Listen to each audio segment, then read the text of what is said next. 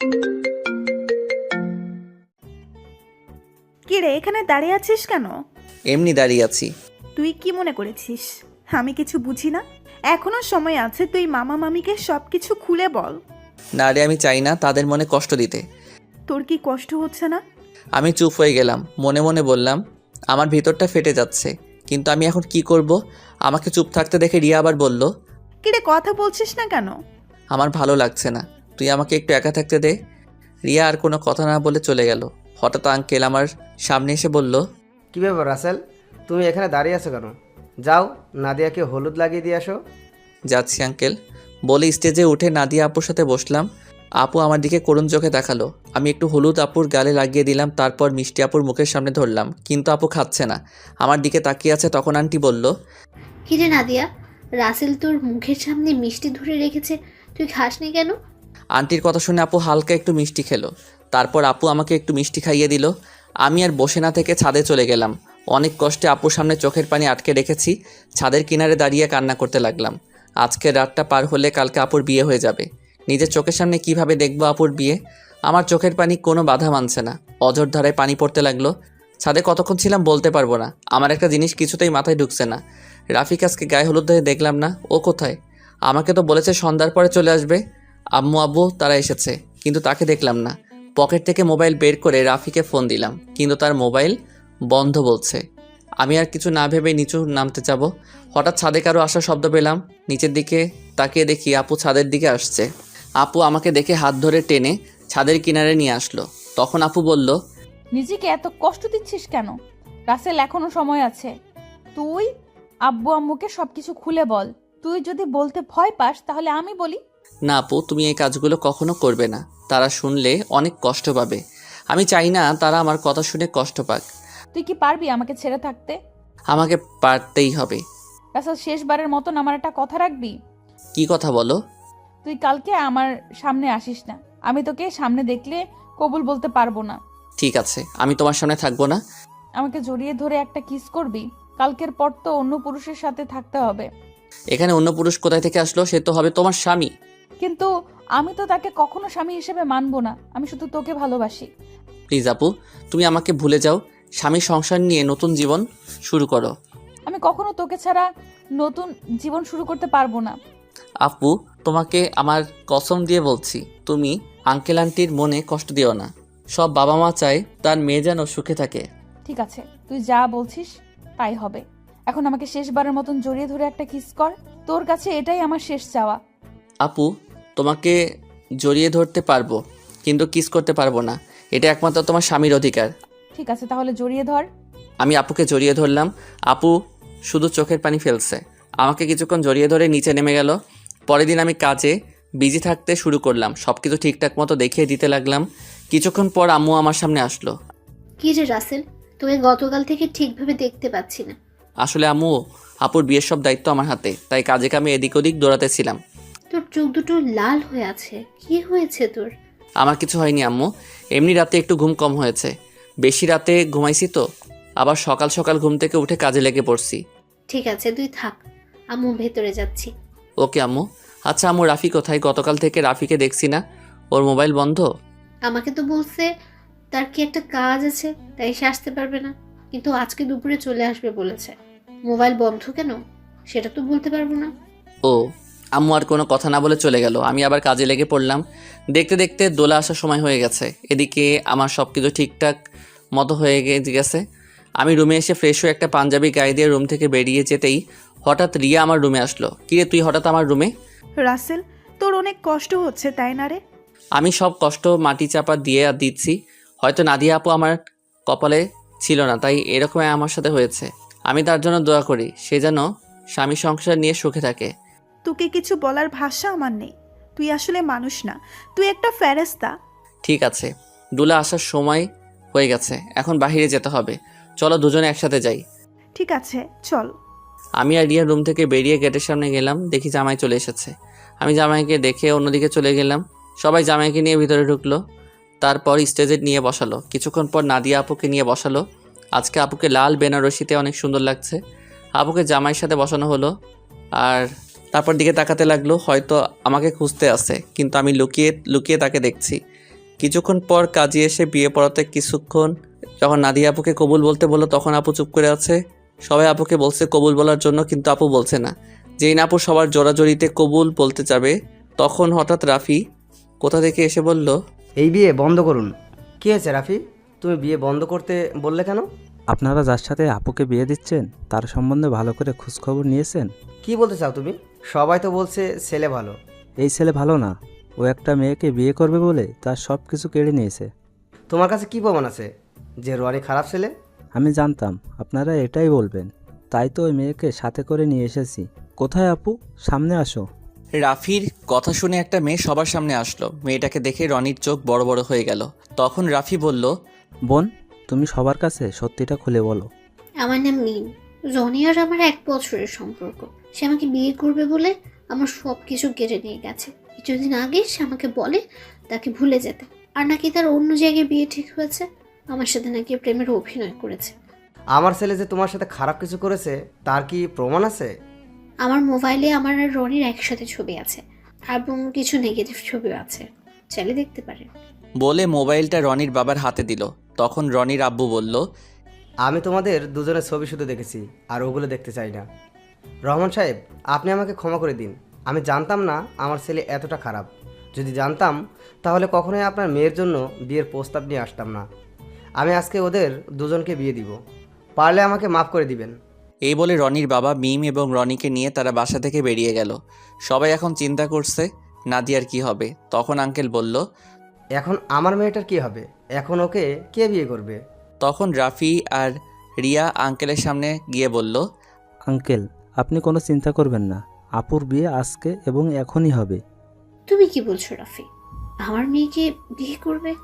সে আর কেউ নয়, আমি রাসেলের কথা বলছি। রাসেল আর নাদিয়া আপু দুজনকে পাগলের মতো ভালোবাসে। শুধু আপনাদের সুখের কথা চিন্তা করে নিজের ভালোবাসা কোরবানি দিতে চেয়েছে। কারণ মামা, তুমি ওকে রাস্তা থেকে তুলে এনে নিজের বাসায় ঠাঁই দিছ, তাই তোমাদের নুন খেয়ে তোমাদের মনে কষ্ট দিতে চাইনি। আমি আপনাকে সব কিছু খুলে বলি।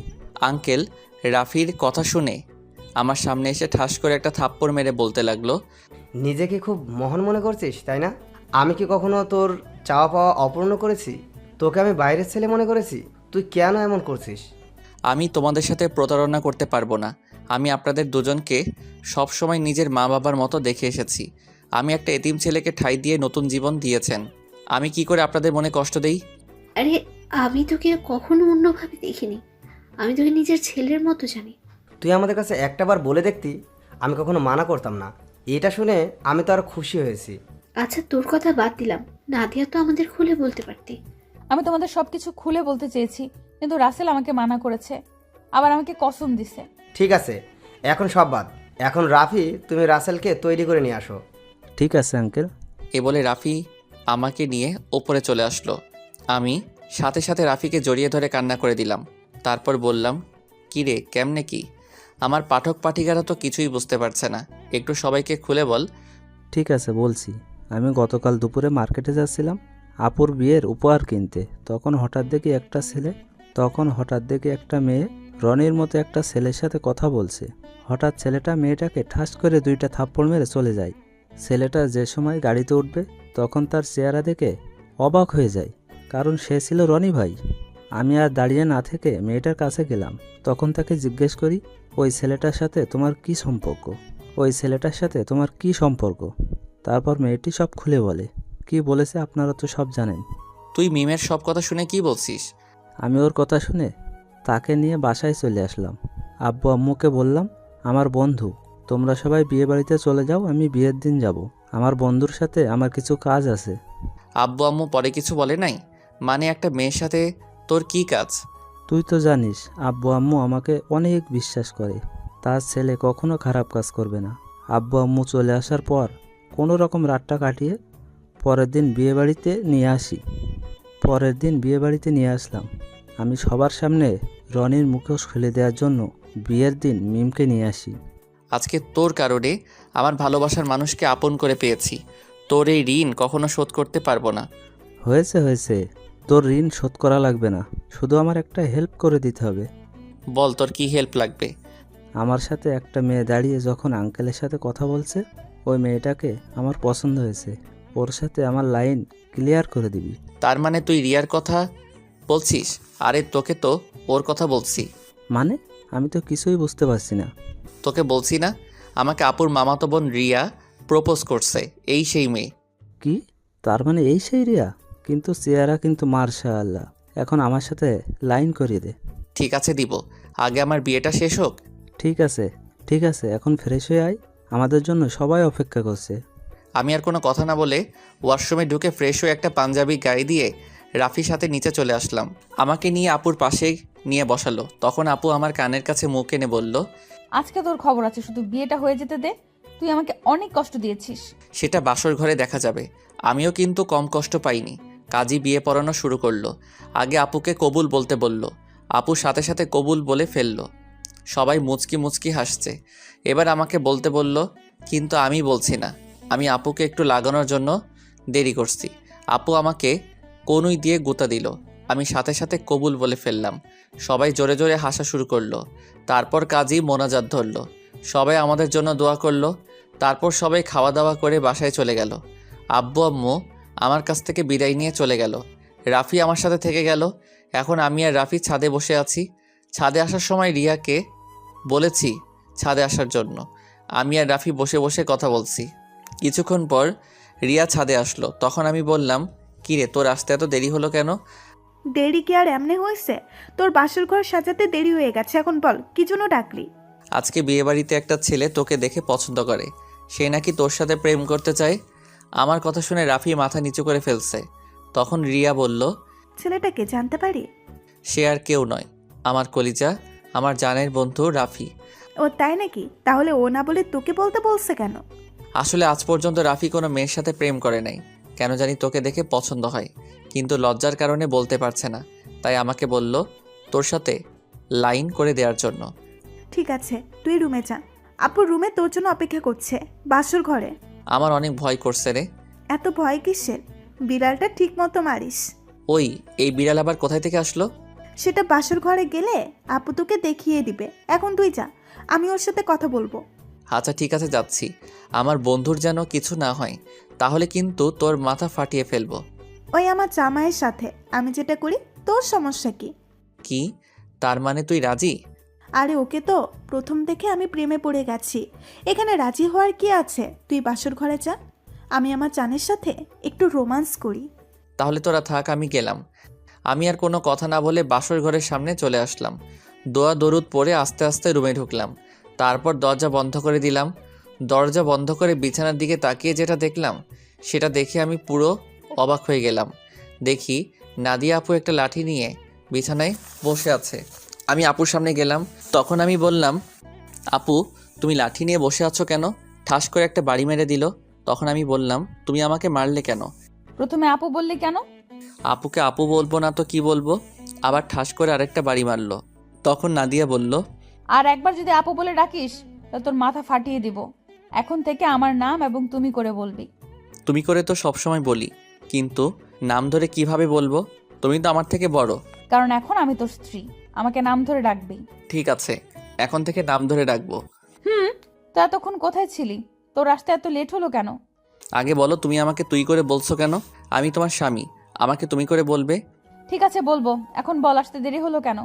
তাহলে শোনো। তারপর রাফি আর রিয়ার কথা খুলে বললাম। সেটা তো খুশির খবর। আজকে রাফির জন্য তোমাকে আমি আপন করে পেয়েছি।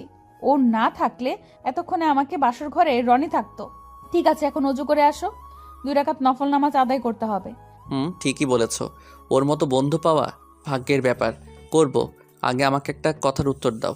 বিয়ের আগে তোমাকে দেখছি সব সময় কার সাথে যেন হেসে হেসে কথা বলতে। তুমি কার সাথে কথা বলতে? নাদিয়া আমার কথা শুনে হাসতে হাসতে বলল, আরে পাগল, এটা আমি অভিনয় করছি।